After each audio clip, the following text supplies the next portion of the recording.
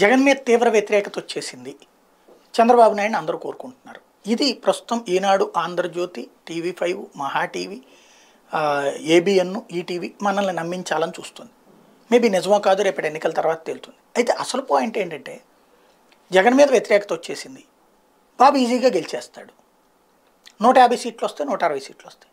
మరి పవన్ కళ్యాణ్ అవసరం ఏంటి? పవన్ కళ్యాణ్ని వెంటపడి తిరగడం ఎందుకు? రెండవది, భారతీయ జనతా పార్టీ కోసం ఎందుకు తాపత్రయపడుతున్నారు? మరోవైపున కమ్యూనిస్టులతో కూడా సంబంధాలు ఎందుకు మెయింటైన్ చేస్తున్నారు ఈజీగా గెలిచేస్తారన్నప్పుడు? వీటన్నిటికి తోడు ప్రభుత్వం మీద ప్రజల్లో తీవ్ర వ్యతిరేకత ఉంది. మరి అలాంటి సందర్భంలో ఈ హామీలన్నీ ఎందుకు ఉచితం ఇవ్వటం?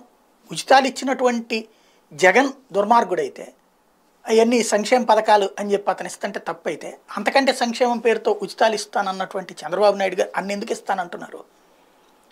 ఇక్కడ లాజిక్ అందనటువంటి ప్రశ్న ఏంటంటే జగన్ మీద ఇంత వ్యతిరేకత ఉన్నప్పుడు ఇన్ని తిప్పలు పడాలా చంద్రబాబు నాయుడు అనేది అర్థం కానటువంటి ప్రశ్న.